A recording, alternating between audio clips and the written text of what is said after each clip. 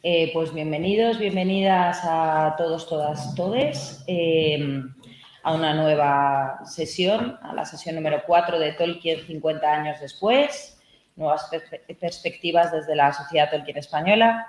Tengo ya conmigo a la doctora Carmen Moreno Paz, la profesora de Traducción e Interpretación en la Universidad Complutense de Madrid, aquí en su casa. Doctora en la Universidad de Córdoba con una tesis titulada La traducción de particulares ficcionales en la literatura fantástica, los Irrealia en la obra de J.R.R. Tolkien y su traducción en las versiones en francés y en español. Gran parte de su investigación se dedica a explorar y analizar la traducción de Tolkien al español y francés.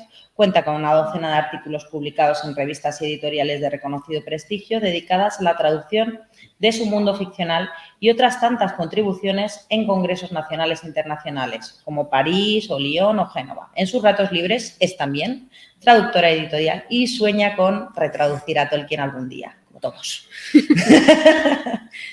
Bienvenida. Muchas gracias por la presentación. Es un honor que esté aquí, lo digo de verdad. Bueno, como has dicho, sería difícil, estando en mi casa, pues es un placer, y bueno, en mi casa, en la Complutense, pues es un placer. Y la puedes llamar tu casa, estamos entre amigos. Y me encanta que se organizan ese tipo de actividades por parte de la Sociedad Tolkien Española. Bien, perfecto, que te iba a preguntar por la presentación. Yo creo que ya la podéis ver. Bueno, pues como imaginaréis por el título, pues, y teniendo en cuenta que solo dispongo de 20 minutos, vengo a hablar hoy particularmente de las reflexiones de Tolkien sobre la traducción de su obra, no tanto de la traducción de su obra como tal, sino de lo que el autor pensaba sobre la traducción de su obra, cómo debía ser, cómo debía abordarse. Y lo que me interesa particularmente es sobre los cambios de opinión del autor sobre esa traducción, ¿no? Como sabéis, Tolkien pues solía cambiar de opinión sobre ciertas cosas y la traducción es una de ellas. No sé si entre aquí contamos con estudiantes de traducción e interpretación, ¿no? Vale. Bueno, traductores pues sí, sé que hay, ¿no? Pero por si acaso había venido alguno, ya he avisado, pero bueno, es viernes. Bueno,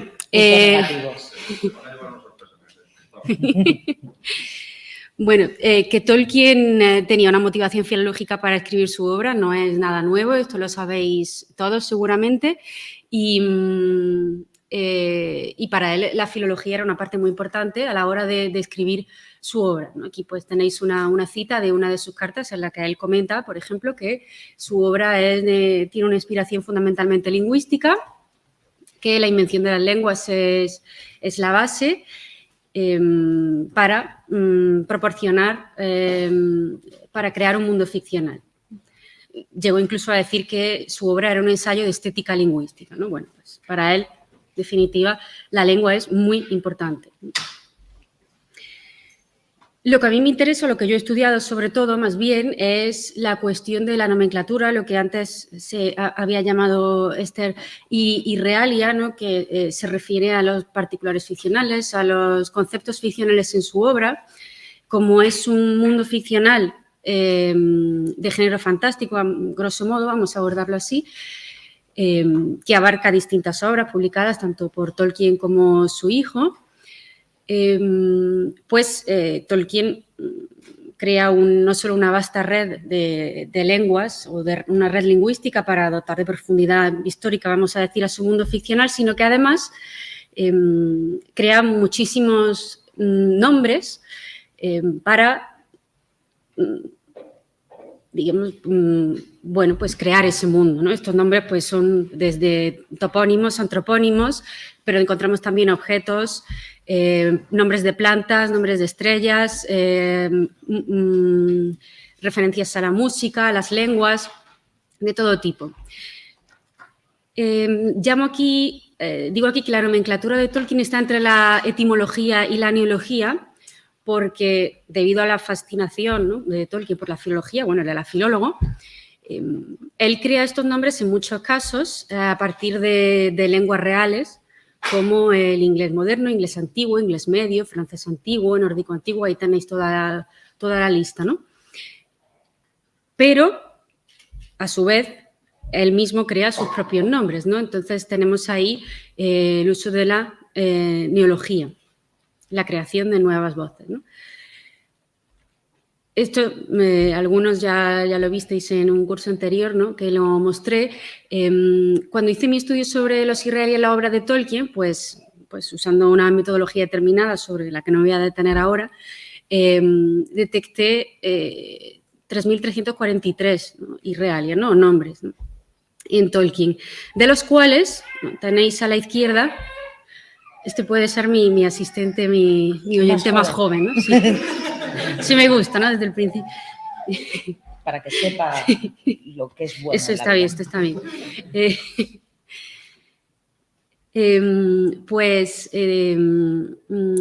Como veis, la mayoría, bueno, un poquito más de la mitad procedían de lenguas reales, ¿no? Como veis aquí, un 30% lenguas ficcionales y luego pues algunas mezclaban, ¿no? Las lenguas reales es lo que creo que a alguien que aborde la traducción de Tolkien es lo que debe preocupar, ¿no? Porque las lenguas ficcionales no se van a tocar, ¿no? En principio, ¿no? Porque cambiar esa invención del autor, ¿no? Esas eran las lenguas reales que yo distinguí, las lenguas ficcionales. Es una lista muy larga, no me voy a detener, podéis echarle un vistazo rápido. De esas, pues la mayoría, ¿no? Pues como veis, inglés moderno, es lógico, la obra está en inglés, eran nombres reales, si queremos, formados por prácticamente todos los tipos de procedimientos de formación neológica, la mayoría por composición, algunos por derivación, pues ahí tenéis muchos ejemplos de todo tipo, ¿no? Appledore, Barleyman, Butterworth, Brandywine, Woolworth, seudónimos también, ¿no?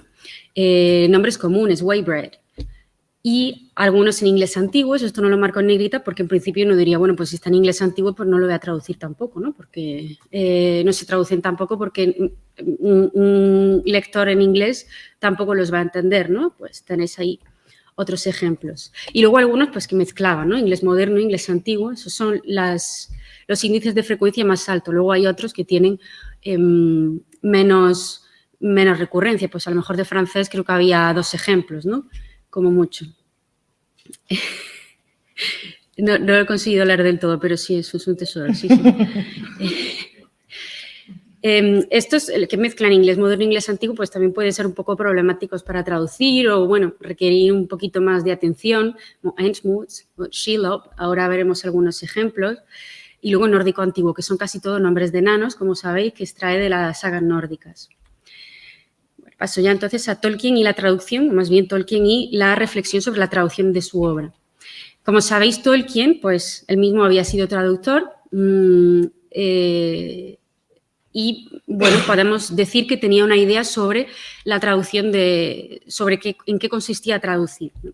Y luego, pues como autor que publica, pues siente una preocupación, ¿no? Como él manifiesta en una de sus cartas, una preocupación evidente pues, por la traducción de sus obras. Sobre todo porque él era muy receloso, ¿no? Con su obra. Este interés de Tolkien por la traducción, o por lo menos esta consideración de que la traducción debe ser un aspecto importante, lo vemos incluso en el apéndice F de El retorno del rey, en el que ese traductor ficcional, ¿no? Del Red Book, ¿no? Del libro rojo, da pautas sobre cómo ha traducido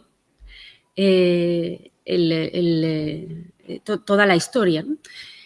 Que no es Tolkien el que está, bueno, es Tolkien, ¿no? Pero no es Tolkien como Tolkien el que está contando eso, sino un traductor ficcional, ¿no? Y ahí, pues, Tolkien, de hecho, remite en varias ocasiones a los futuros traductores de su obra para que se documenten sobre la traducción. Justifica, por ejemplo, que ha utilizado el western, que ha traducido el western en inglés moderno, pues para traducir su obra, si no recuerdo mal. Luego vemos también el interés de Tolkien por la traducción en varias de sus cartas, ¿no? Sobre todo cuando El Señor de los Anillos se publica y alcanza relativo éxito, pues varios países se interesan por la traducción de su obra. También, sobre todo, algunos que ya habían traducido su obra de Hobbit.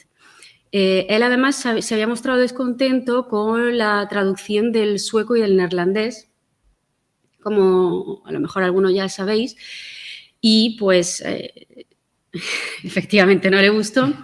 No le gustó, ¿por qué? No le gustó porque habían traducido los nombres, los habían adaptado, ¿no? Entonces, si os fijáis, por ejemplo, en algunas de sus cartas, él dice pues, que en principio él se opone fervientemente a la traducción de la nomenclatura totalmente, pero totalmente, ¿no? Que esto sea un mundo imaginario no le da derecho al traductor a remodelarlo o rehacerlo según su antojo, ¿no? Incluso aunque pudiera crear en unos pocos meses lo que a mí me llevó años cuadrar, ¿no? Luego dice, ¿no? Cosas como si hubiera presentado a los hobbits como personajes, ¿no? Que hablan italiano, ruso, chino, lo que quieras, ¿no? O lo que usted quiera, se habrían mantenido los nombres. Incluso si hubiera pretendido que The Shire fuera algún tipo de Loamshire, ¿no? de la Inglaterra real, ¿no? Y me interesa sobre todo el final, ¿no? Que dice que el traductor no debe intentar deliberadamente destruir el color local. Destruir el color local. Con el color local se refiere a lo que llaman el color local inglés, ¿no? Que la obra resuene a lo inglés, ¿no? Otra carta, ¿no? En la que él muestra este descontento, ¿no? Mi preferencia es que haya tan poca traducción, ¿no? De la nomenclatura o alteración de los nombres como sea posible. Esto es un libro en inglés y el carácter inglés no debería erradicarse. Por ejemplo, sugiere, esto era con respecto a la traducción al polaco, que al final del libro se proporciona un glosario. Bueno, entonces aquí vemos que lo que Tolkien defiende es que no se traduzcan ninguno de los nombres, ¿no? Pero ninguno. En vista de que no funcionaba porque seguían publicándose traducciones y seguían adaptándose, se da cuenta, ¿no? De que debería consultarlo antes y de que a lo mejor podría ser útil que él proporcionara un índice, un glosario de nombres con una guía de cómo traducir. ¿Qué es lo que hace, ¿no?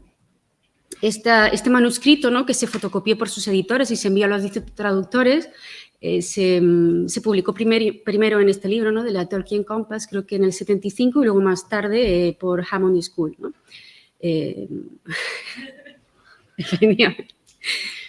Pero, ojo, que aquí Tolkien de repente cambia radicalmente de opinión, ¿no? En este manuscrito, que tiene unas 30 páginas, ahora no recuerdo, él divide, hace un glosario de cómo traducir sus nombres y los divide en nombres, lugares y objetos, ¿no? O cosas. ¿Y qué nos dice? Sí, ¿no? Grosso modo. Pues si antes nos había dicho no traducir nada, de repente cambia de opinión, que esto me parece muy curioso, y dice nombres con carga semántica, ¿no? Pues, por ejemplo, ¿no? Pongo aquí algunos, ¿no? Black Country, Battle Plain, Dead Marshes, Snowmain. Estos no deberían suponer ningún problema para el traductor, entonces simplemente los puede traducir a su lengua, ¿no? De hecho, él, como ya conocía varias de las lenguas germánicas, propone muchos ejemplos o muchas opciones de traducción a algunas lenguas. No es el caso, por ejemplo, del español o el francés, ¿no? Casi siempre pues al neerlandés, a veces al sueco, a veces al alemán, pero no al español, ¿no? Y aquí, por ejemplo, pues también menciona el caso de nombres que están en inglés, pero que tienen una resonancia élfica, ¿no? Como Rivendell, ¿no? Que es una traducción de Imladris, Glen of the Cleft. Y esto no me había dado cuenta, me di cuenta el otro día leyéndolo. Aunque dice que es deseable que se traduzca, también el traductor puede elegir mantenerlo, ¿no? Es que no he puesto el fragmento completo, ¿no? Pero bueno, él dice, lo deseable es traducirlo, pero bueno, si el traductor lo quiere dejar, está bien, ¿no? Ese vale, ese se puede mantener en inglés. Los otros se traducen. Tenemos aquí algunos ejemplos de este, ¿no? Los he fotocopiado, ¿no? De este manuscrito. Pues, por ejemplo, ¿no? Estos son el propio manuscrito de Tolkien, ¿no? Bresgirdle. En español, ciña tiesa. Aquí tenéis la primera traducción al francés y una segunda, ¿vale? Porque en francés hay dos. Y dice, por ejemplo, ¿no? Que es un apellido inglés auténtico, pero que, bueno, que hace referencia a la tendencia de los hobbits a engordar y que lo ideal que sería que una traducción pues mantuviera ese significado, ¿no? Dice que no es necesario que la traducción sea un apellido conocido en la lengua de la traducción. Bueno, pues según estas indicaciones, pues podríamos decir que las traducciones son adecuadas, ¿no? Otro ejemplo que suele gustar mucho, ¿no? El de Barleyman Butterbur, cebadilla mantecona, que dice que, bueno, como veis, es una combinación de butter y que se refiere al nombre de una planta, Butterbur. Dice sí, el nombre en la traducción contiene un equivalente de mantequilla, pues mucho mejor, ¿no? En el caso del español, pues está bien. En el caso del francés, como veis, también, ¿no? Fleur de beurre, poire de beurre. Si no, otra planta que contenga, ¿no? O que se refiera a algo, dice fat, thick plant, ¿no? Pues algo gordito, ¿no? Algo que sea, que haga referencia a ese carácter del personaje, ¿no? Y Barleyman, pues es de cebada, ¿no? Porque es un nombre, un posadero, ¿no? En francés llama la atención que en los dos casos, sin embargo, el nombre, Prosper y Philibert, son nombres reales. Es como si lo hubiera llamado Pepe Mantecona o, no sé, o Pedro. Desconozco la razón, ¿no? Pero, bueno, tal vez sería por darle un carácter más, no sé, Prosper, pues será un nombre que le pega, ¿no? A un posadero, no sé. Pero en cualquier caso, como veis, lo han naturalizado demasiado, ¿no? Tal vez, ¿no? Ya cebadilla mantecona ya es francés, ¿no? Luego tenemos los casos probablemente más interesantes, ¿no? Que es la traducción de nombres que proceden de arcaísmos, ¿no? Que ocurren, como dice él, sobre todo en la comarca, que dice which are not meaningless, ¿no? Que no es que no tengan sentido, un significado, que tienen una forma en inglés, pero que contienen elementos que en el lenguaje actual, en la lengua actual, son obsoletos o dialectales. Es decir, que probablemente la mayoría de lectores pues, no comprenderán o no todos serán capaces de detectar esas referencias, ¿no? Y aquí, claro, Tolkien ya se tira a la piscina y dice que los traductores tengan conocimiento. Sería deseable que los traductores tuvieran conocimiento sobre la nomenclatura, ¿no? la antroponimia y la toponimia de la lengua que usan en la traducción, ¿no? Bueno, evidentemente eso sería deseable, ¿no? Pero llama la atención porque pasa de no querer traducir nada a, bueno, que lo naturalicen, pero a su lengua, a su cultura y que suene a español, que suene a francés, que suene a lo que sea, ¿no? Un ejemplo, cotton, que a priori parecería que es algodón, pero no. Y esto lo explica Tolkien, ¿no? Que viene de... por eso este manuscrito es muy útil en realidad, ¿no? Porque aquí podría uno cometer un error de traducción, pero viene muy bien, ¿no? De cot a cottage, esas casitas, ¿no? O una morada humilde, ¿no? Modesta, y ton, ¿no? Este sufijo común en inglés para los topónimos, ¿no? Que es una abreviación de town. Debería trasladarse, traducirse de este modo. Es un apellido común en inglés y, por supuesto, no tiene ninguna conexión con el material textil. En español se tradujo como coto, que parece más bien una adaptación morfológica, pero bueno,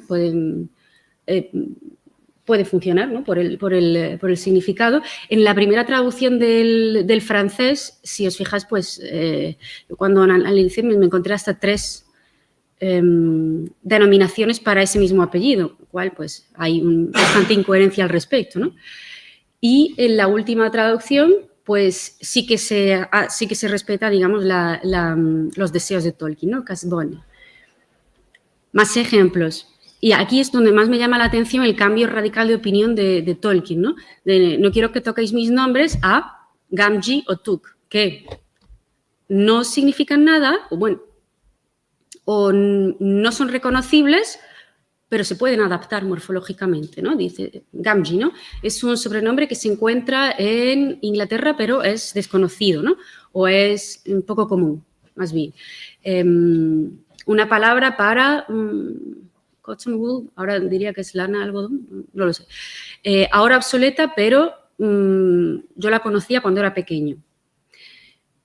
En una traducción sería mejor tratar esta palabra como si no tuviera significado y mantenerla con aquellos cambios en la ortografía, ¿no?, que pudieran ser necesarios para adecuarse al estilo de la lengua de la traducción. ¿Por qué Tolkien? Si antes no querías que tocaran los nombres y ahora te da igual que modifiquen. Porque si no, a lo mejor Gamgee se hubiera quedado Gamgee, ¿no? Pero dice eso y ya se modifica, ¿no? Pasa lo mismo con Took, que realmente tampoco significa nada. Pues es muy curioso, ¿no?, ese cambio de opinión que tiene Tolkien. Y voy a terminar porque no me va a dar tiempo, sí. Voy a terminar ya con este ejemplo, que a mí me parece un gran spoiler en su obra, que es el de Shelob. Porque lob es una palabra dialectal para araña. Cabría pensar que la mayoría de lectores no saben que lob es una araña cuando ven Shelob, pero es que en español nos lo están diciendo desde primera hora. En el caso del francés pasa lo mismo, ¿vale? Me dejo el caso de los hombres Pukel y simplemente, como no hay alumnos de traducción, ¿no?, me parece, pues esto lo voy a pasar muy rápido. Lo que vemos aquí en Tolkien, realmente, aunque a él no hay constancia, puede ser que conociera distintas, que hubiera leído obras de traducción, pero no hay constancia como tal.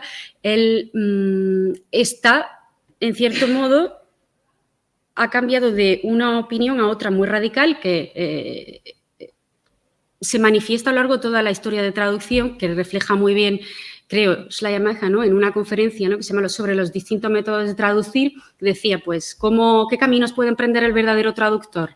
Pues o bien el traductor deja al escritor lo más tranquilo posible y hace que el lector vaya a su encuentro, primer Tolkien, o bien deja lo más tranquilo posible al lector y hace que vaya a su encuentro el escritor, segundo Tolkien. ¿Por qué cambia Tolkien de opinión? No sabemos. Aquí tenemos otros dos teóricos de la traducción que también reflejan estas posturas absolutamente contrarias entre las que oscila Tolkien, ¿no?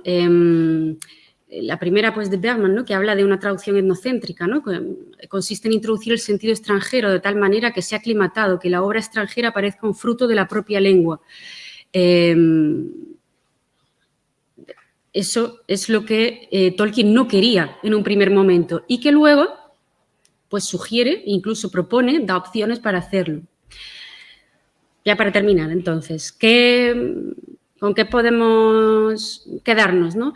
Pues, en primer lugar, este manuscrito de Tolkien creo que es una fuente documental fantástica, ¿no?, para todo aquel que quiera abordar una traducción de Tolkien, ¿no? No significa que haya que seguirla, que haya que tomarla como algo prescriptivo, pero sí que es una fuente documental muy útil y además para analizar su propia visión sobre la traducción. Y el cambio de opinión sobre Tolkien, sobre la traducción, pues al final refleja que este cambio de opinión, ¿no?, que pone de relieve esa tendencia opuesta entre la traducción extranjerizante y naturalizante, que por algún motivo Tolkien adopta, tal vez sea por motivos económicos, tal vez por resignación, tal vez porque ha leído textos de la época y les hace cambiar de opinión, pues no se sabe. Pero bueno, en definitiva, lo siento, pero me he pasado el tiempo, no he contado todo lo que quería, pero siempre pasa, ¿no? Muchas gracias. Muchísimas gracias a ti. Que bueno, la tesis de Carmen siempre está ahí. Se puede leer. El documento no, porque está custodiado por dragones, pero... ¿Qué hago con esto? ¿Esto lo dejo así? Ya está. ¿Sí? Vale, perfecto. Muy bien, gracias. Nada.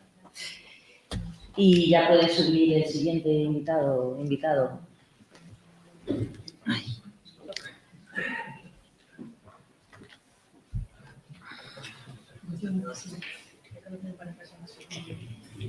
Algunos les sonará, a otros no tanto, pero ya les sonará después, no os preocupéis. Sonar es la palabra. Mi querido amigo Josu Gómez, que me pidió que no le llamase así expresamente. Aunque no me llamas es don. Doctor Eleder, para los conocidos de Regreso a Hobbiton. Licenciado en Filología Vasca, es uno de los mayores expertos de España en lenguas de Tolkien, sobre las que ha hablado en numerosas universidades y diferentes eventos de divulgación. También participa regularmente en el mayor podcast en español sobre Tolkien, Regreso a Hobbiton. Por aquí tenemos a algún otro miembro de dicho podcast. Ha creado bastantes Tolkiencicos, más de los que él está dispuesto a admitir. Y además de todo eso, también corrompe canciones de Mecano. Un aplauso para él. Las credenciales académicas tienen que ser lo primero. Muchas gracias. Bien. No. ¿Esto no es? Es este. Y ahora tú yo le doy, que hacer así. Le doy al clic y ya está, ¿no? Sí.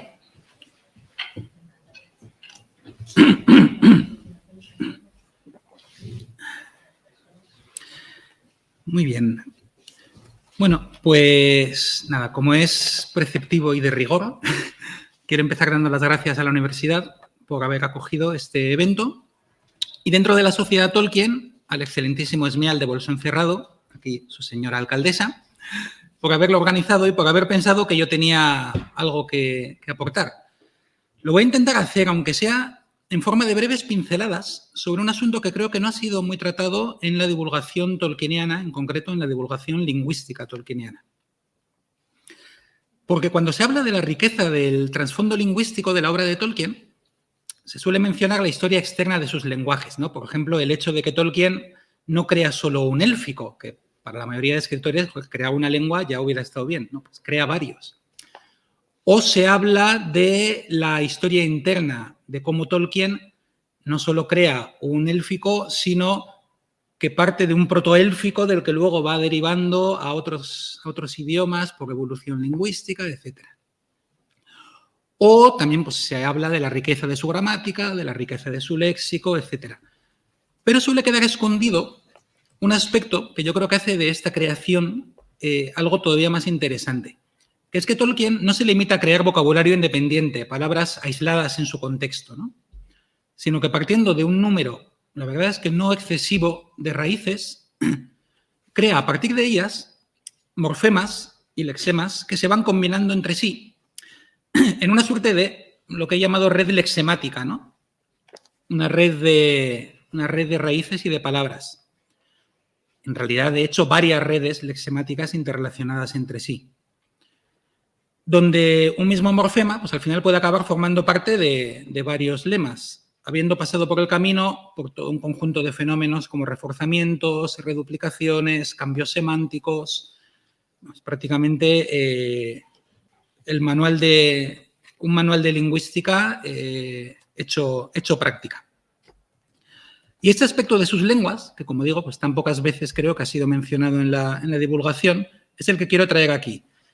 Y para que esta red se pueda visualizar de forma un poco más viva, he querido presentarlo por medio de una herramienta visual, en este caso Prezi, y quiero agradecer en este punto a la doctora Mariño Berllore, que lamentablemente no ha podido acompañarnos aquí, por su inestimable ayuda para que haya conseguido domeñar esta no sencilla herramienta.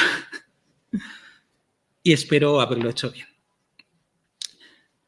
Y dicho esto, quiero comenzar el recorrido por una palabra que creo que será conocida para la gran mayoría, si no todos, de los presentes, que es Númenor, la isla de los altos hombres, que ha obtenido una cierta fama, además últimamente, más allá de los lectores, por la serie de Amazon Prime, donde pues, ha sido un lugar bastante protagonista. Pues Númenor nos va a servir a lo largo de toda esta charla como eje para orientarnos en esta demostración. Aunque, más que orientarnos, en realidad quizás habría que decir occidentarnos, porque Númenor es la tierra del oeste, en sentido literal, tanto en su geografía, es la isla que está al oeste de la Tierra Media, como en su etimología. Porque Númenor se compone de la palabra numen, oeste, en cueña, y que bueno, la N desaparece en compuestos. Cuando la siguiente palabra empieza por consonante, se ve en otros compuestos como numerama, ala del oeste, numen y nor, tierra. Entonces, con esta caída de la N final, Númenor. Entonces, si empezamos por el final, este nor, aunque por su forma parece bastante sencilla, tiene una historia bastante compleja. En él se cruzan dos raíces antiguas, délfico antiguo. Una Noore, pueblo, país, y Endor, tierra.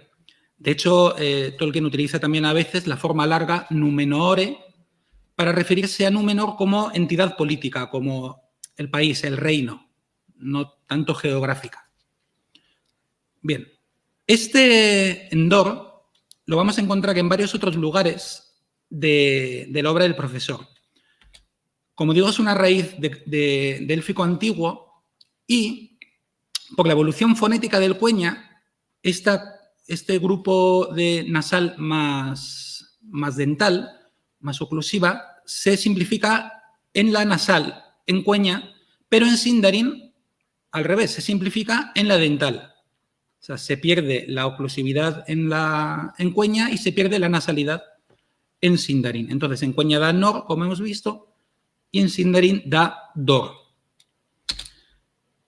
Este nor de cueña lo encontramos en otras palabras, como en Valinor, por ejemplo, la tierra de los dioses, de los Valar, y Artanor, la tierra de la cintura, que es el nombre que se da en cueña al país de Doriath.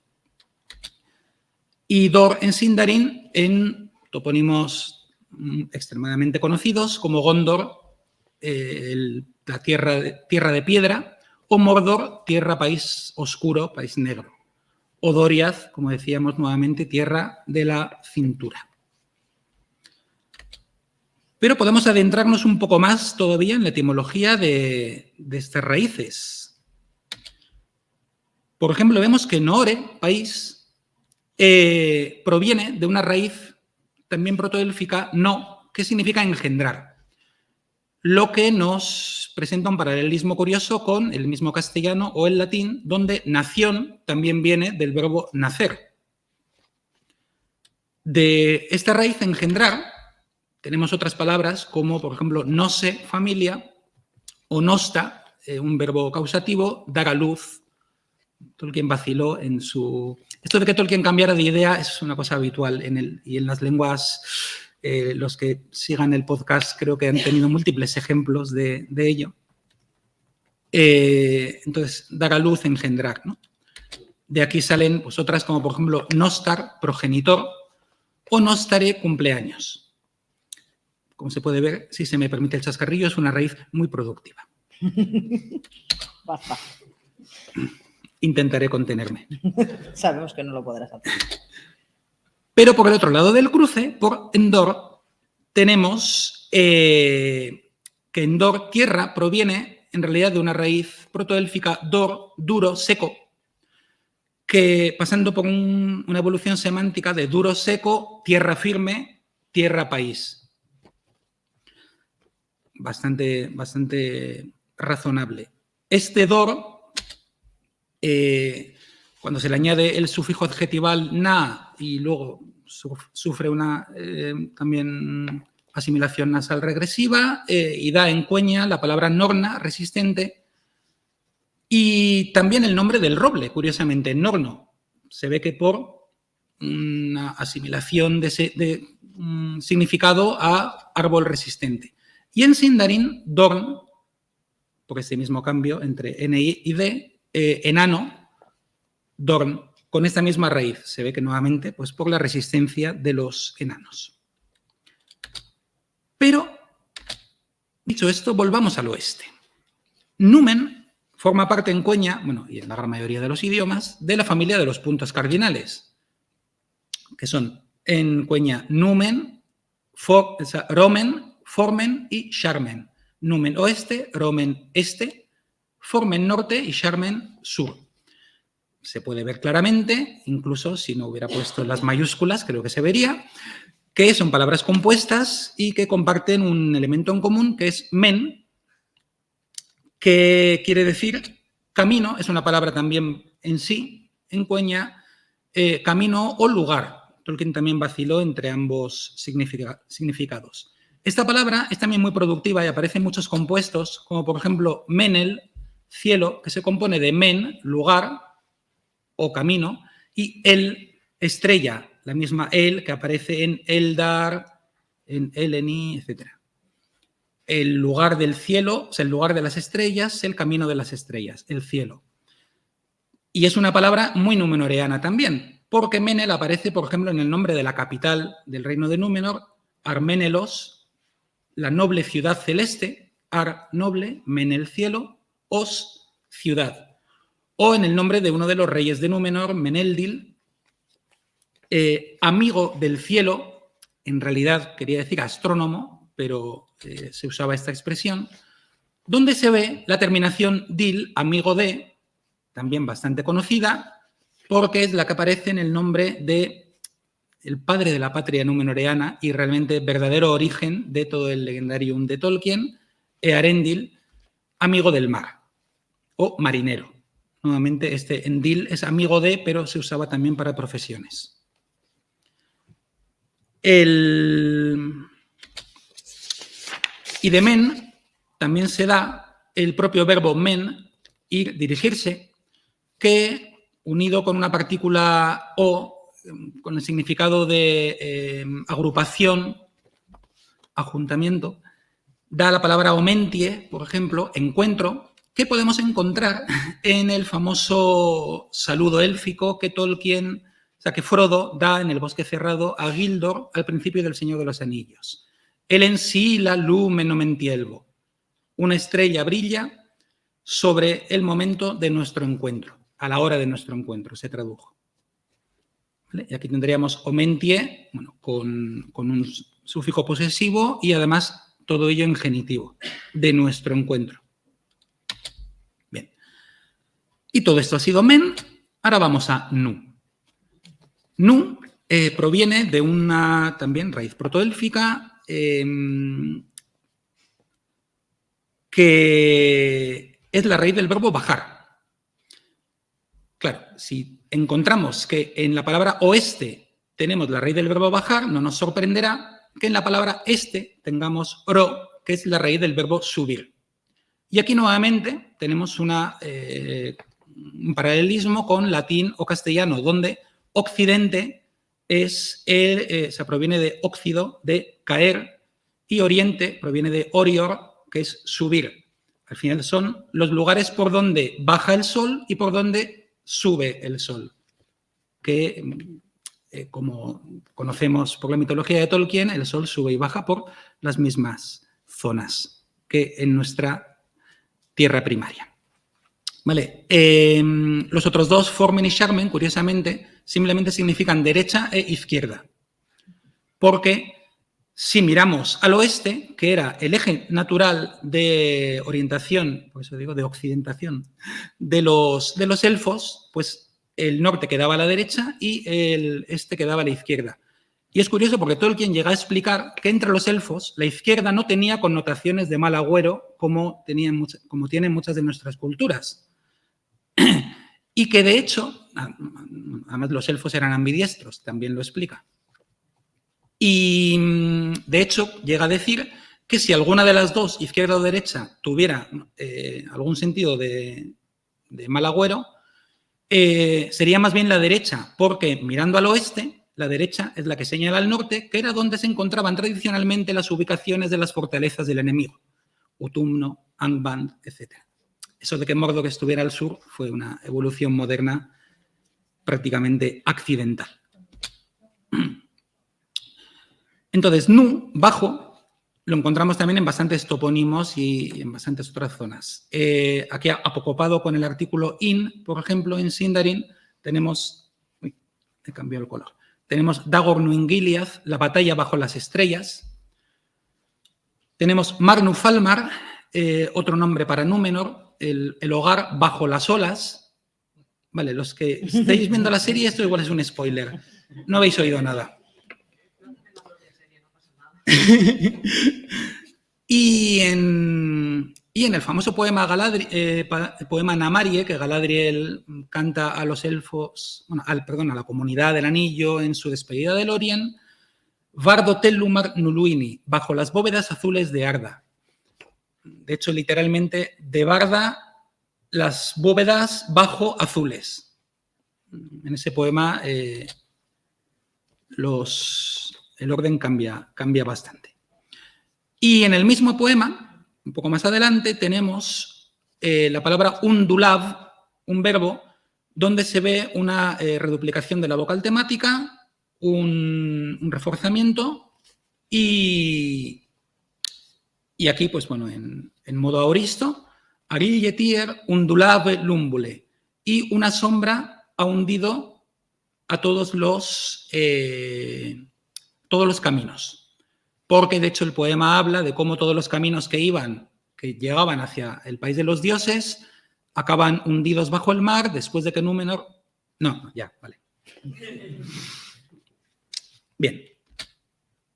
Y, de hecho, numen, en puridad, no viene directamente de la raíz protoélfica nu, sino de una raíz reforzada en du, que nuevamente en cueña da nu y en sindarin da du, por este mismo fenómeno que hemos visto en un par de ocasiones antes. Y por eso, si en cueña numen es oeste, en sindarin su cognado es dun.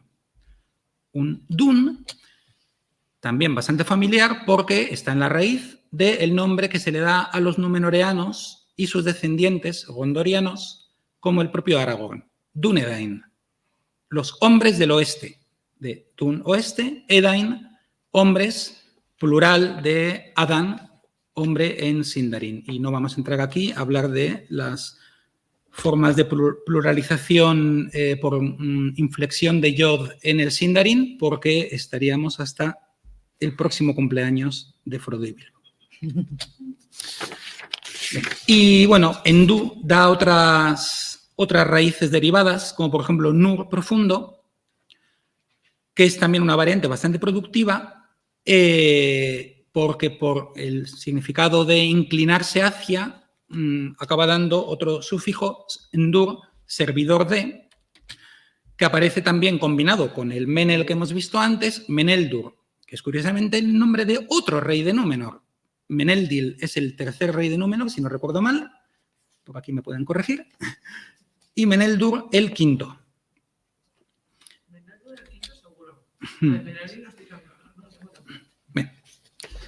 En cualquier caso, bien, y luego, bueno, pues por su parte Nur profundo tiene también su vida propia, genera uno de los nombres que se le da a los elfos Noldor, Nurquendi, los elfos profundos. Otro apelativo del dios de las aguas, Ulmo, Nuron, el profundo. Aquí, quien quiera hacer paralelismos entre Ulmo y otros profundos de otras mitologías, siéntase libre. Y por derivación, nuevamente con el sufijo causativo ta, que curiosamente ya hemos visto, nos da nurta, ocultar, y que esto ha sido pura casualidad, pero Pretzia aquí ha estado muy listo, ocultando la propia palabra detrás de una de estas olitas del mar que rodea Númenor en la ilustración, en el fragmento de la ilustración de John Howe que he usado. Y nurta se usa, por ejemplo, para la expresión que define lo que ocurrió cuando los dioses quisieron ocultar su tierra de los ojos de los mortales, el ocultamiento de Valinor. Nurtale Valinoreva. Y ya llegados a este punto, pues igual que los dioses decidieron ocultarse de los ojos de los mortales, creo que me toca ocultarme a mí. Espero con estos minutos haber ayudado a mostrar, aunque haya sido de forma muy somera, un aspecto más de la riqueza del trasfondo lingüístico de Tolkien. Y ya siendo muy optimista, espero también no haberles aburrido mucho en el proceso. Muchas gracias.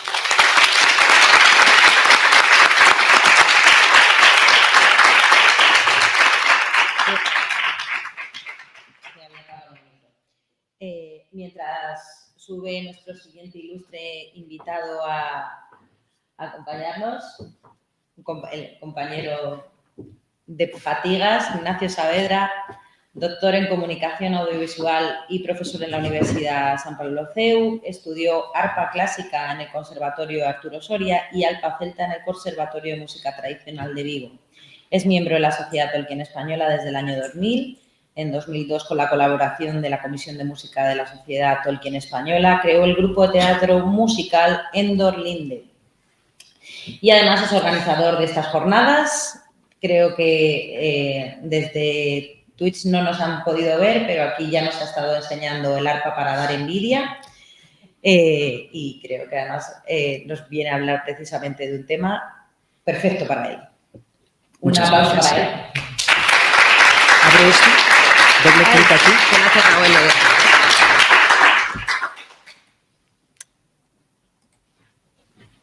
Y ya te añado yo esto y ya está. Ahí estás. Muy bien.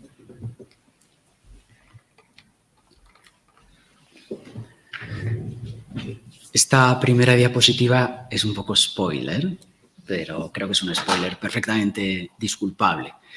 Muchas gracias a la Universidad Complutense, muchas gracias a la Sociedad Tolkien Española y sobre todo a Esther.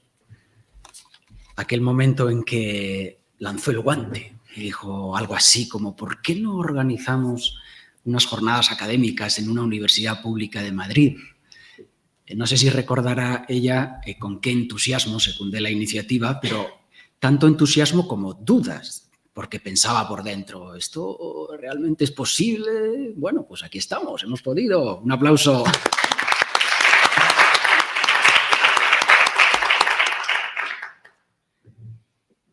Hay algo que puede parecer malo a los formalistas, pero que yo creo que es bueno. ¿Cómo se pasa con esto? Sí. Con esto, ¿no? Sí. Y es que no voy a dar la piedra filosofal acerca de cómo es exactamente la relación entre música y filología. Porque desde que elegí el título han pasado muchas cosas. Y yo creo que es una buena noticia, porque significa que el tema tiene un largo recorrido. En un momento dado alguien me preguntaba, ¿y cuando termines con lo de la música en la obra de Tolkien, a qué te vas a dedicar? Y dije, bueno, yo creo que por lo menos me quedan 2 años, ya llegará el momento de decidir. Pero si ahora me preguntan, diré, nada. Creo que voy a estar con esto hasta la jubilación, porque cada vez que me voy por una rama aparecen nuevas ramas y esto es inabarcable. Y también quiero advertir, ya que estamos en una facultad de filología, y los que me conocen saben que yo siempre he sido muy purista en el sentido de decir, Tolkien es filología, que dar más visibilidad al aspecto musical no es eclipsar la cuestión filológica, todo lo contrario. Porque una de las cosas que he descubierto, y que aquí sobre lo que aquí voy a dar alguna pincelada, es que la filología aporta mucho al análisis musical.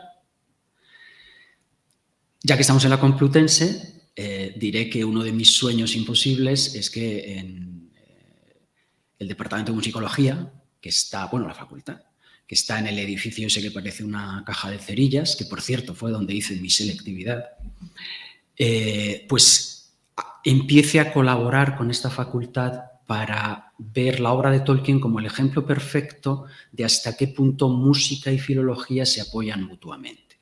No solo la música y la filología, porque de hecho la arqueología, por ejemplo, la historia, la filosofía, pero, en fin, ya si nos metemos con todo eso sí que no terminamos nunca. En principio debería estar pasando ya, sí. Te lo he pasado yo, pero con estos dos. Bueno, y empezamos mal, saliéndonos del tema, pero esto se llama Tolkien 50 años después. ¿Después de qué? Pues de que Tolkien falleciera, evidentemente, y ya que tengo esta foto fresquita, que es justo al día siguiente del 50 aniversario, supongo que el día 2 amaneció la tumba pues como habitualmente, no demasiado lucida. Hay pocas veces en que la tumba de Tolkien tenga un aspecto tan esplendoroso como sí que tenía al día siguiente. A lo largo del día 2 pasó bastante gente y en la mañana del día 3 pues tenía este magnífico aspecto que veis. No, en la flecha. Aquí. Supongo que he elegido esta foto porque está fumando en pipa, que es un tema muy, muy querido en el mundo de Tolkien. Estas dos citas creo que explican cuáles son las intenciones de esta investigación. Y, por supuesto, cuando intento, a través de la obra de Tolkien, a través del mito, explicar el potencial de la música absolutamente infraexplotado hasta ahora, es intentando que eso contribuya a construir una sociedad mejor. Está claro que una sociedad en la que haya más música, pero música, no cosas que a veces les llaman música y que en realidad no lo son, será una sociedad mucho mejor, mucho más pacífica, etc. Pero bueno, esto es otra historia. Estas dos citas las encontré cuando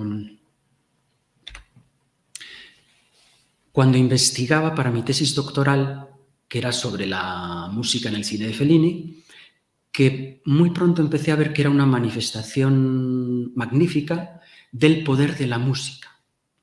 Y todo lo que tiene la música como elemento pacificador, el tipo de resortes que mueve es exactamente el mismo resorte que mueve para lograr el efecto que logra en las buenas músicas cinematográficas. Y la del cine de Fellini es un ejemplo pues, prácticamente insuperable. La cita de Peter Kreeft, además, estaba en un texto en el que él mismo, para explicar esa idea de ya es hora de que aprovechemos bien el poder de la música, citaba el Silmarillion. Es decir, que hay antecedentes ilustres de ir del poder de la música a la obra de Tolkien como algo absolutamente necesario e inevitable. Estas serían como las dos preguntas fundamentales que han movido todo este trabajo investigador. Creo que sí, que se podría hablar dentro de un tiempo de una musicología tolkieniana. Esto puede sonar muy, muy arriesgado, pero creo que al final de esta charla se verá que no es tan descabellado. Y luego, la relación entre filólogos y musicólogos. Ya he hablado sobre el tema, ya he dicho que sostengo la hipótesis de que sí, y seguiré trabajando sobre ello en los próximos años.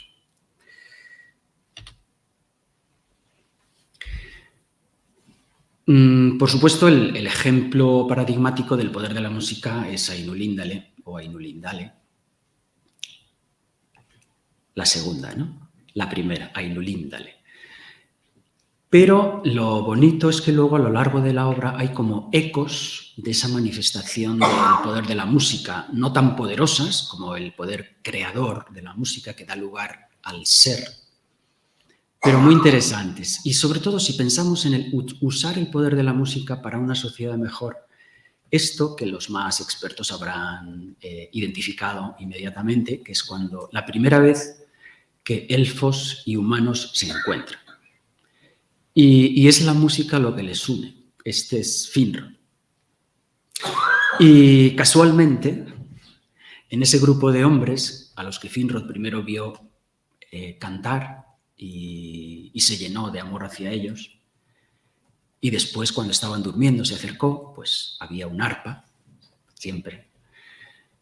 Y entonces cogió el arpa mientras todos dormían y de repente la gente empezó a despertarse oyendo a Finrod cantar con el acompañamiento de ese arpa, que era un arpa humana, no era una arpa élfica. ¿Y de dónde le viene a Tolkien esa especie de sabiduría musical? He leído en alguna biografía que Tolkien era absolutamente ignorante en cuestión musical. Falso.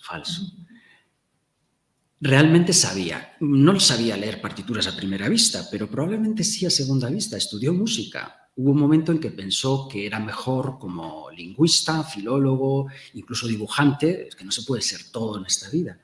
Pero todo su bagaje y todos esos estudios le sirvieron para que el amor a la música estuviera desde el minuto cero de su vocación filológica. Incluso desde antes, porque sería extraño que el hecho de que su abuelo fabricara pianos no dejara algún tipo de huella. Es verdad que no tuvo mucho trato con la familia de su padre, pero el tema del piano lo llevaba en la sangre.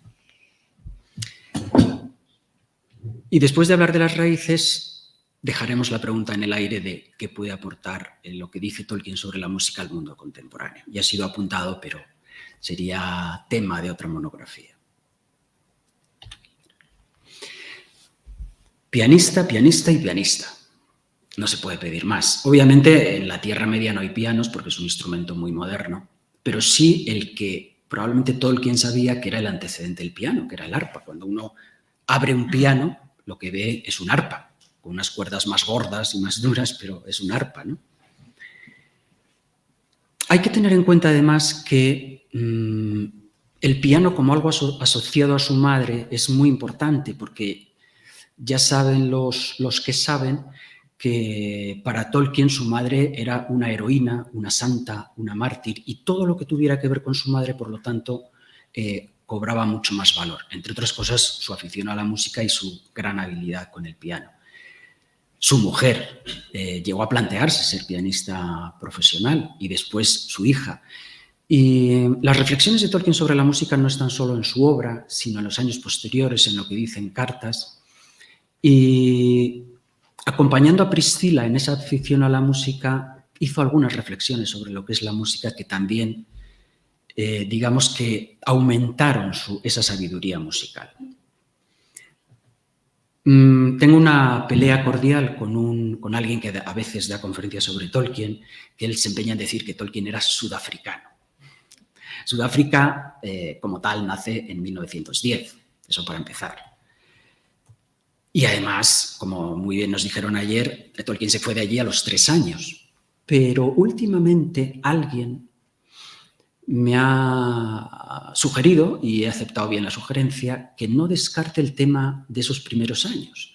¿Por qué? Porque es verdad que no era algo racional, pero en esos primeros años sí hubo, y es muy posible que lo hubiera, contacto con la cultura popular africana. Eso podía haber dejado una huella en Tolkien. Y en general en África la música es algo mucho más presente, sobre todo que en nuestra cultura contemporánea, no en nuestra cultura medieval, pero sí en nuestra cultura contemporánea. Y luego, por supuesto, el tío Curro. El tío Curro, no tanto por sus conocimientos musicales, como por el hecho de que la tutoría del tío Curro, de Francis Morgan, hizo que Tolkien entrara en contacto con música de una calidad extraordinaria, interpretada maravillosamente y que algunos piensan que no solo le hizo ganar en sensibilidad musical, sino que tuvo repercusión en cuestiones de contenido. Esto es el órgano de uno de los colleges más claramente asociados a la biografía de Tolkien, que es Merton. Y lo pongo simplemente como una muestra, entre muchas, de la, digamos, exposición de Tolkien a la gran música. Antes estuvo en Exeter. El órgano de Exeter es incluso más bonito, como recordarán los que hayan estado allí. Los Evensong de Oxford. La música que había en todas las iglesias. Ha habido quien últimamente ha hecho un elenco de qué música escuchó y cantó Tolkien en las iglesias a las que acudió a lo largo de su vida. Y claro, es un elenco que absolutamente único. Solo por eso ya es difícil encontrar en el siglo XX y lo que llevamos del XXI alguien que haya escuchado y cantado música tan excelsa, independientemente de que sea de contenido religioso o no, es sobre todo arte elevadísimo. Una de esas misas, que, perdóname el detalle personal, tuve el honor de cantar hace muy poco, simplemente porque fui a una de las que fueron parroquias de Tolkien y se sigue cantando una de las misas que Tolkien cantaba en su época. Bien, nos vamos a asomar un poquito, pinceladas de puntillas, a algunas fuentes, no primarias, pero que dan acceso a fuentes primarias. Ha habido 3 libros con recopilaciones sobre el tema, que sobre todo dan pistas de dónde encontrar los textos de Tolkien, en qué cartas se habla sobre música, relacionar las cartas con manuscritos. Y una de los, en este libro en concreto, que es de 2019, es donde dos articulistas, Guglielmo Spiritu y Michael Devaux, lanzan esta hipótesis. Ese sentimiento de misericordia que hay en la obra de Tolkien, por cierto, muy quijotesco, ojo, podría venir por el impacto que dejaron en él los kyries que escuchó y cantó a lo largo de su vida. Estos son los otros dos libros que completan el trío de Ases y donde se explica muy bien, si alguien está interesado, pues luego ya puedo dar más detalles, hasta qué punto la música estaba, insisto, desde el principio y antes del principio. No solo su abuelo fabricante de pianos. Me imagino que su madre tocaría cuando estaba embarazado de Tolkien y eso deja una huella absolutamente indeleble. Y luego, la formación de Tolkien era muy vasta. Hoy, en estos tiempos de especialización, no nos hacemos idea, pero Tolkien sabía de todo y, por supuesto, de filosofía. Creo que la Suma Teológica, ahora que se ha publicado lo de la biblioteca de Tolkien, creo que la Suma Teológica estaba en su biblioteca personal. Pero quizá la obra fundamental en que, por un lado, se recoge toda la tradición de la escuela pitagórica y se anticipa lo que luego dijo la filosofía escolástica, sea esta. Es casi seguro que Tolkien lo leyó y es una hipótesis bastante razonable que dejó su huella. Avísame cuando queden 5 minutos. Vale. Ya. ¡Ya! Bueno, pues voy a pasar muy rápidamente por... Tengo que cantar una canción, ¿no? Para eso he traído el arpa, sería un poco triste. Victorian Medievalism. Esto me lo encontré casualmente este verano. Esto es de William Morris. Vidrieras en una iglesia de un lugar llamado Speldhurst, que nadie sabe que existe, pero existe. Kullervo y Beowulf. He traído estas dos fotografías en concreto porque es el tratamiento musical de ambas obras. Vamos rapidísimamente. Y esta foto, como es la foto de su perfil, supongo que no tiene inconveniente en que sea esta la manera de que nuestro queridísimo Rafael Pascual, ilustre filólogo que ahora mismo está en Oxford, pues salude y nos agradezca que organicemos esto, porque ahora mismo estoy, digamos, estancado en la rama de conocer Beowulf, no solo la traducción y el estudio de Tolkien, sino otros estudios anteriores. Rafa me ha puesto deberes muy duros, pero los voy a hacer, Rafa, te lo prometo. Y esta también es una foto fresca, esta foto es del día 5 de septiembre. Vamos allá. Bueno, aprovecho que monta va a dar segundos para decir que sobre quién era el tío Curro, para los que no lo conozcáis, hay un libro maravilloso de José Manuel Fernández Bru, que está aquí presente, El tío Curro, la conexión española de J.R.R. Tolkien. Sobre Tolkien y Cervantes hay un artículo de Ana Mariño, por si lo queréis buscar, buenísimo también.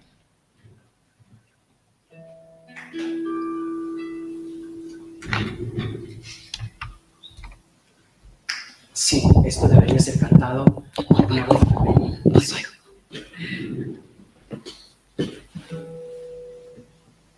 I sing of leaves of gold and leaves of gold, of wind I sing, a wind and in the branches beyond the sun, beyond the moon, the form was on the sea, and by the strand of Ilmarinen there grew a golden tree.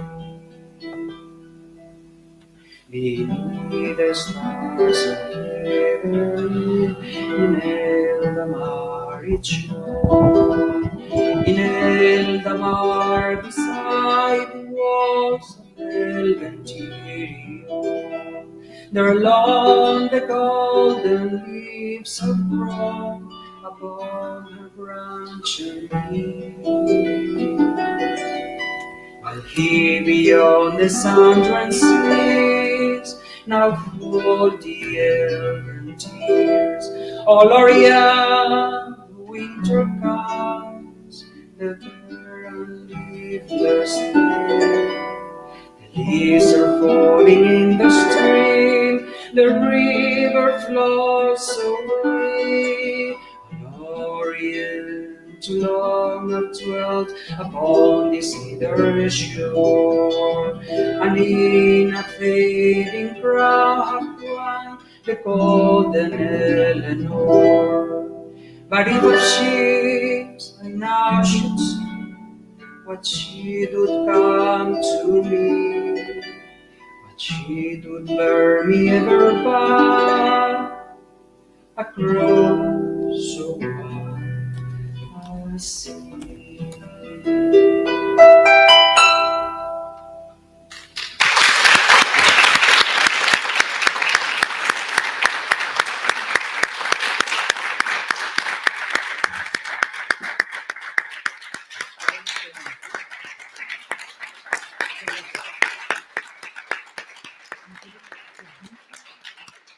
Donde tú quieras. Me parece. Si quieres, ponte aquí y me pongo yo ahí con el ordenador, como tú prefieras. Podéis subir el resto. Vamos a empezar la ronda de preguntas. No, tengo el mío aquí, no te preocupes.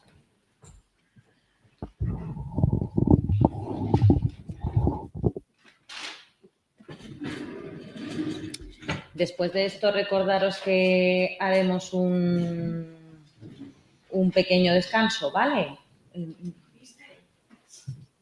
No, es ese. Mira, no llevo las gafas, entonces me las voy a poner porque estoy viendo a gente haciendo gestos. Ah, gracias. Espera, vamos a ponerlo bonito. Uy.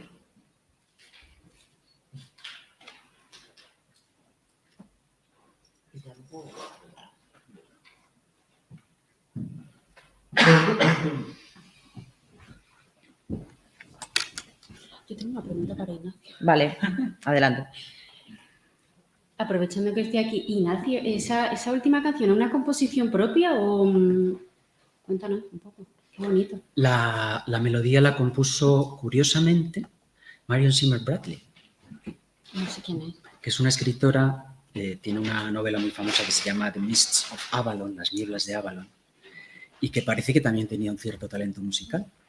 Y me he basado en el arreglo de un grupo norteamericano que se llama Broceliande, o como se pronuncie, que hicieron un disco dedicado a canciones de Tolkien, y la mayoría con la melodía compuesta por Marion Zimmer Bradley.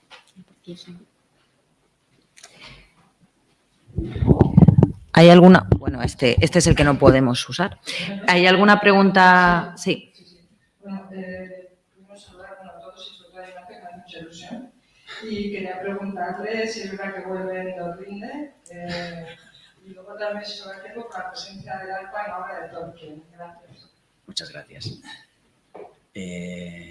Josu se acordará muy bien que hace más de 20 años habíamos organizado un concierto con canciones de Tolkien y el periodista que nos estaba entrevistando decía, bueno, pero ¿cómo os llamáis? No, somos un grupo de... No, eso es muy largo. Y entonces llamamos a Josu y le dijimos, Josu, ¿cómo se dice en élfico, en Quenya, la música de la Tierra Media? Y nos dijo, Endorlinde. Y así nació Endorlinde, que tuvo unas cuantas actuaciones hasta 2008 y que recientemente ha decidido volver.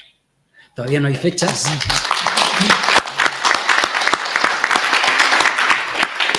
Y aunque ya se ha dicho, insisto que si existe ese grupo es gracias a la Comisión de Música y Bailes de la Sociedad Tolkien Española. Y el arpa, bueno, el arpa, aparte de que es el típico instrumento de un mundo antiguo, cuando quizás solo había arpas y flautas, es un muy buen elemento de conexión entre la música y la filología, porque Tolkien ha aportado mucho al conocimiento de la historia del arpa gracias a rastrear el origen etimológico de la palabra arpa. Y conocemos mejor la historia del arpa gracias a las investigaciones puramente filológicas, sobre todo sobre el origen etimológico de la palabra arpa. Sobre lo que significa el arpa en la obra de Tolkien se ha escrito mucho y se podría decir mucho, pero yo me voy a quedar hoy con esto, que a la hora, si consigo ese sueño de que filología y musicología empiecen a entenderse, el primer punto será estudiar lo que escribió Tolkien sobre el origen etimológico de la palabra arpa. Muchas gracias. ¿Más preguntas? Si no, yo tengo, no os preocupéis. Pues para Carmen, me he fijado en lo de Cebadilla Mantecona, ya sabes que es una de mis traducciones favoritas, lo hemos hablado ya. Y en la traducción es verdad, a mí Cebadilla Mantecona me parece una de las mejores ideas que tuvo en su día Paco Porrua. Aquí lo siento para los que nos gusta, pero es buenísima. Y me he fijado que en el francés decías que el nombre era como llamarle Paco Mantecona, pero también me he fijado que ocurre como en muchos nombres de Marvel, que tienen las dos iniciales, o sea, la primera letra empieza igual. ¿Tú crees que ha podido tener algo que ver o no, o simplemente se les ocurrió nombre tabernero, Pepito Palotes? Pues lo primero, he puesto el ejemplo por ti. Gracias al cielo. Porque vi que moderabas y de entre los muchísimos ejemplos que ofrece Tolkien, dije, este tiene que estar. ¡Qué maravilla! Buena observación, porque si te fijas en inglés, efectivamente es Barliman Butterford, y yo creo que eso crea una especie de efecto aliterativo. No sé si puede evocar que sea más o menos gordo. Yo creo que la aliteración es relativamente subjetiva, ¿no? Pero sí, yo creo que en francés realmente han buscado eso, ¿no? Como Prosper, Poire de Beurre, Philibert, Fleur de Beurre. Lo que no entiendo que hagan en francés es que, y lo hacen mucho, es que cambian a menudo las traducciones que ya estaban. Hay traducciones que son incoherentes, y que a lo mejor sí que requerirían una revisión, pero otras que, pues Poire de Beurre, Fleur de Beurre, ¿por qué cambiarla, no? Si era la que estaban. Pasa también, por ejemplo, con Saquier, Bézac, para Baggins, ¿no? Para Bolsón, pasa mucho, pero sí. A mí Cebadilla Mantecona, tengo que decir que me parece muy buena traducción, que no es que no me lo parezca. Otra cosa es que yo quiero una traducción de Tolkien con Barliman Butterford, pero me parece muy buena traducción y realmente mantiene lo que Tolkien pedía en su manuscrito, ¿no?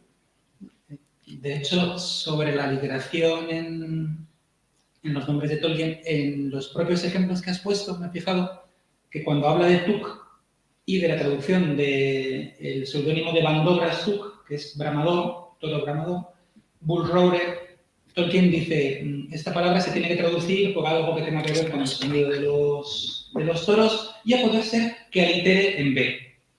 Bramador, sí. Bramador. Sí, muy bien. Check.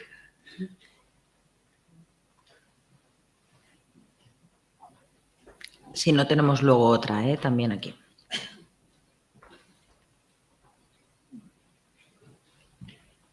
Hola, pues es una pregunta sobre la relación entre la música y la filología. Vamos a ver, se me ocurre en el apunte cuando Nacho ha hablado del encuentro, del primer encuentro, el encuentro entre los elfos y los hombres, ¿no? Al llegar siempre, ¿verdad? Y tomar un arpa que tenían los hombres y tocarla. La analogía con la película, que yo creo que todos conocemos, de Encuentros en la tercera fase, ¿verdad?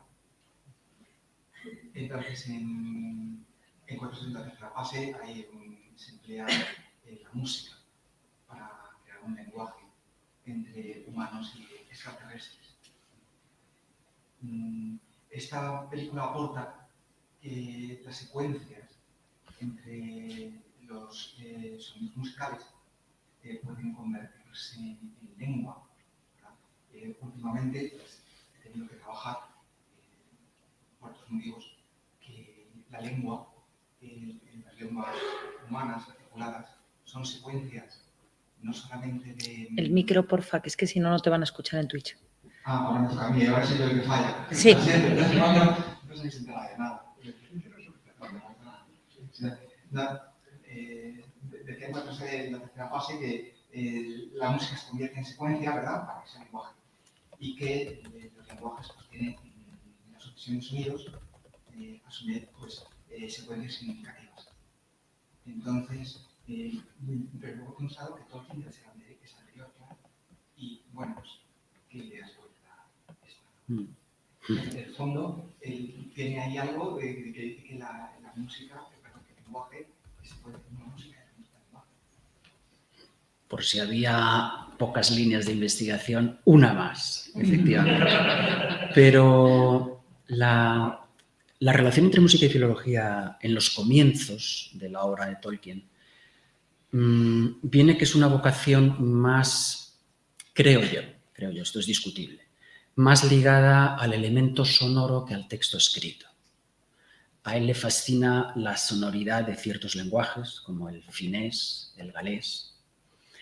Y en estos meses he caído en la cuenta de un detalle que a lo mejor es muy obvio, pero no sé por qué no había caído en la cuenta, y es que el finés, como base del cuenya, es una lengua que tiene muchas vocales. Y claro, cantamos con las vocales. Y un pueblo tan cantor como el pueblo élfico es razonable. No sé si Tolkien lo pensó así expresamente, pero es un punto interesante de conexión entre música y filología. La lengua de los elfos se basa en una lengua que tiene muchas vocales, por tanto, una lengua con la que se canta especialmente bien. Algo parecido ocurre con el galés, que tiene muchas vocales y además las consonantes que tiene no son las típicas consonantes bruscas del castellano, para bien o para mal, sino que son consonantes por las que se pasa con gran suavidad. Y, insisto, habría que ver si Tolkien lo pensó expresamente así o simplemente se dejó llevar por la intuición. Pero esa es la conexión. En cuanto a la conversión de la música en lenguaje a través de una secuenciación, pues es una idea muy sugerente para el futuro. Así que muchas gracias. Pues voy a hacer la pregunta para Eleder. De Finduriel, para los humanos y los elfos, la mirada se dirigía al oeste, con lo que es de suponer que la Rosa de los Vientos en su mapa debía tener el oeste arriba. ¿Hay algún ejemplo dibujado por Tolkien donde aparezca? También es curioso que la Rosa de los Vientos de El Hobbit tiene el este hacia arriba. Sí. No soy especialista en mapas, entonces no lo podría decir con seguridad. Es posible, o sea, yo no conozco ninguno. Y de hecho, es curioso que Tolkien no pensara en ello, porque Tolkien lo tenía muy claro, lo de el oeste como eje. Que el mapa de Beleriand habitual, o el propio mapa de la Tierra Media que tenemos por aquí detrás, no esté orientado según esta orientación élfica. Y efectivamente, que el mapa del Hobbit esté orientado al revés, ya sí que, quizás porque miraban o sea, porque en la primera edad Moria, que era de donde venía la raza de Durin, estaba al este y entonces miraban más hacia ahí. Podemos hacer hipótesis, pero que yo sepa no hay una explicación para esas dos cosas. Sí quiero aprovechar también para hacer una pequeña adendum, que me han recordado por aquí, que en mi charla he comentado que Parmeneldir era el tercer rey de Númenor. No, es el tercer rey de Gondor. Parmeneldur sí es el quinto rey de Númenor. Para que nadie se vaya a casar, vaya repitiendo luego por ahí y quede en ridículo entre sus amistades. ¿Más preguntas? Te quedan 2 minutos, pero va a ser la última. En realidad serían 2. Un minuto. Para él, otro para ella. Venga, va. Pero me cortáis cuando queráis. Sí. Empiezo con es una pregunta que es que se me ocurrió ahora mismo porque antes de que empezara me habían comentado dos personas que tengo aquí detrás, uno no está ahora mismo, que ya les había hecho yo la pregunta a título personal y fue a raíz ahora de que comentábamos que en la traducción al asturiano del Hobbit a Smaug se le llama Cuélebre, que es una de unos personajes mitológicos. Entonces yo pregunto, el gusano, el gran gusano, el gusano de Morgoth o los gusanos... si nos basamos en la nomenclatura de Tolkien con respecto a Wormtongue, que dice que viene de Birm, del anglosajón Birm, que eso en teoría, más que gusano, es serpiente, ¿no? O sierpe. ¿No sería a lo mejor más acertado hacer una traducción de la gran serpiente, por ejemplo, para el Glaurung, o la serpiente de Morgoth? O... Pregunto, ¿qué opinas tú al respecto? ¿Cuál es tu opinión al respecto? Sobre la traducción al asturiano de Smaug, no. Sobre si traducir The Great Worm como la gran serpiente o el gran gusano. Eso. Bueno, en cualquier caso yo entiendo que el gran gusano se hace como en un sentido figurado, ¿no? Que uno entiende que el gran gusano no es un gusano, ¿no? Sino que es una serpiente. Igual que en inglés, pues uno no diría, suele referirse a snake, ¿no? Bueno, entiendo que ambas opciones pueden... La verdad es que no tengo una buena respuesta para eso ahora mismo. Es más que nada por coherencia con lo que él dice, que es lo único que tenemos de la nomenclatura, a raíz de Wormtongue, de lengua de serpiente. Es por eso, un poco sabía Sí. qué es lo... Si tú tenías alguna opinión, habías pensado en ello o algo. A mí me gusta más serpiente, pero bueno, entiendo que es también que ambas opciones pueden ser posibles, ¿no? No sé, tampoco me he parado a investigar el origen etimológico de cada una de las dos, de serpiente y de gusano, para ver hasta qué punto podrían ser posibles. Está claro que tendría que ser una connotación despectiva o mala, porque estamos hablando de criaturas de Morgoth. Pero esto, o sea, no te quiero cortar, pero te voy a cortar. Vale. La siguiente pregunta. ¿Lo podéis hablar luego? Sé que está siendo súper interesante y no lo quería cortar, pero si nos enroscamos, o sea, ya vamos con un poquito de retraso, entonces no quiero alargarlo. Entonces, la siguiente pregunta... Perfecto. Si has esto, con respecto a las influencias, pensado en la línea de Christopher Weisman como influencia un poco, a raíz de lo que John Garth en algún momento, es que no recuerdo ahora mismo las referencias, dijo sobre cuando él le dijo tú tienes que empezar la epopeya, como Christopher Weisman era tendente a músico, por decirlo de alguna manera, esa línea de si el Ainulindale vino derivada un poco de esa influencia de Christopher Weisman, si habías tirado por ahí en algún momento. Es una hipótesis muy razonable. No he podido dedicar tiempo, pero está en mis tareas pendientes. Espera, ¿puedo? Una más. Nada, es 2 segundos. Pues se me ocurre a mí lo de la orientación de los mapas. ¿Será porque las teles de Netflix no mandan? Está hablando de la serie.